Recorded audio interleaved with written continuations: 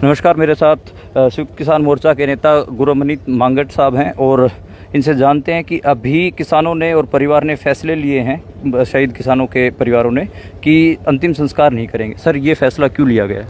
देखिए, सुबह जानकारी मिली है कि कुछ चैनल ये खबर चला रहे हैं कि गोली लगने से मौत नहीं हुई है, जबकि जो की विटनेस है वो जब पोस्टमार्टम के लिए बॉडीज़ गई थी, वो जो हमारी टीम गई थी वो उसका सदस्य था।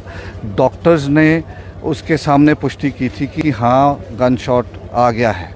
और दूसरी बात है, वो वहाँ का लोकल है, उसके सामने उसने आंखों देखा है कि मोनू मिश्रा ने गोली चलाई है। फाइन। तो जो हमारी लीडरशिप ने कल मीटिंग में, मैं भी मौजूद था, जो हमने कमिटमेंट की थी, we have stood by the commitment we made. हमने बोला था कि हम अभी रोड खोलवा देंगे, बॉडीज़ को हैंड ओवर कर देंगे पोस्टमार्टम के लिए, प्रोवाइडेड कि आप ऑनेस्टली इसको परफॉर्म करेंगे।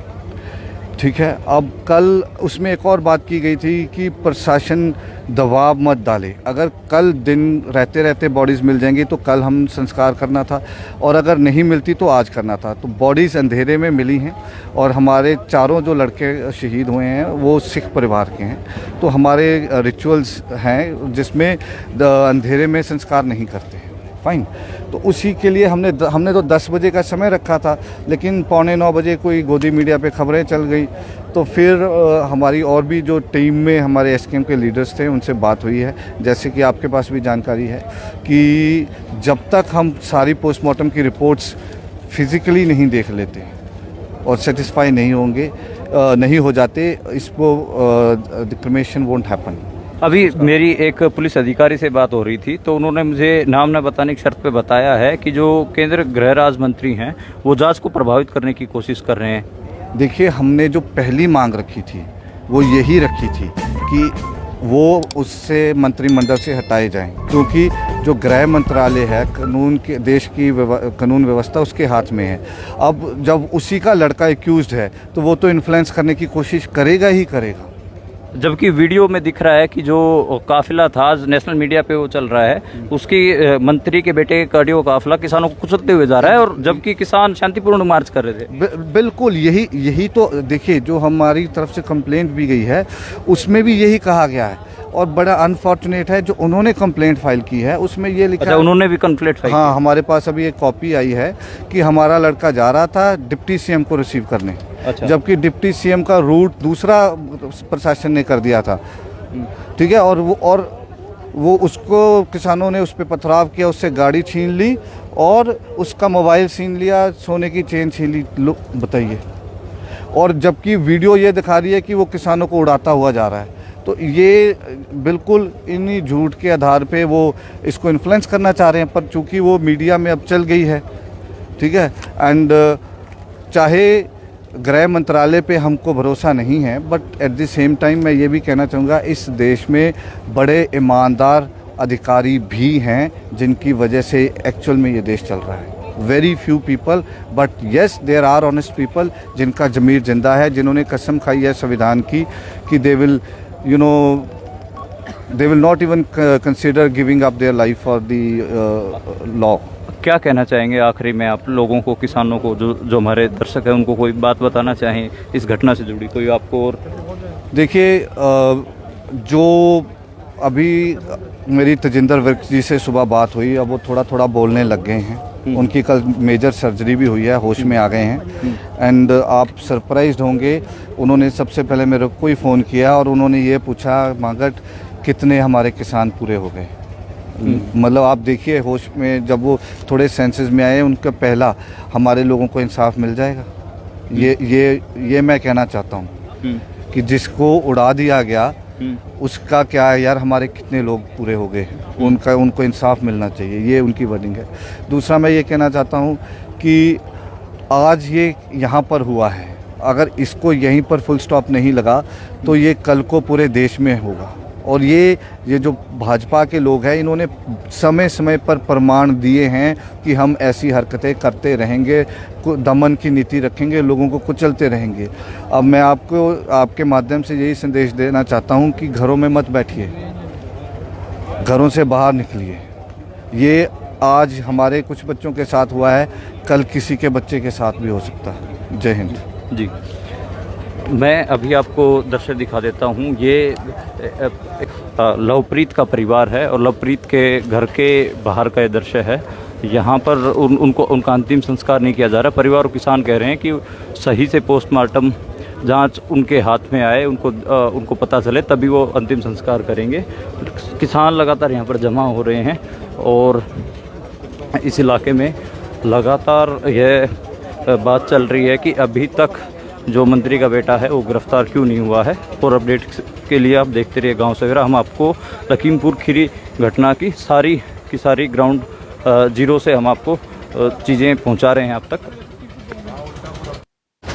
नमस्कार, मेरे साथ संयुक्त किसान मोर्चा के नेता गुरमनीत मांगट साहब हैं और इनसे जानते हैं कि अभी किसानों ने और परिवार ने फैसले लिए हैं, शहीद किसानों के परिवारों ने, कि अंतिम संस्कार नहीं करेंगे। सर, ये फैसला क्यों लिया गया है? देखिए, सुबह जानकारी मिली है कि कुछ चैनल ये खबर चला रहे हैं कि गोली लगने से मौत नहीं हुई है, जबकि जो की विटनेस है वो जब पोस्टमार्टम के लिए बॉडीज़ गई थी, वो जो हमारी टीम गई थी वो उसका सदस्य था। डॉक्टर्स ने उसके सामने पुष्टि की थी कि हाँ, गन शॉट आ गया है।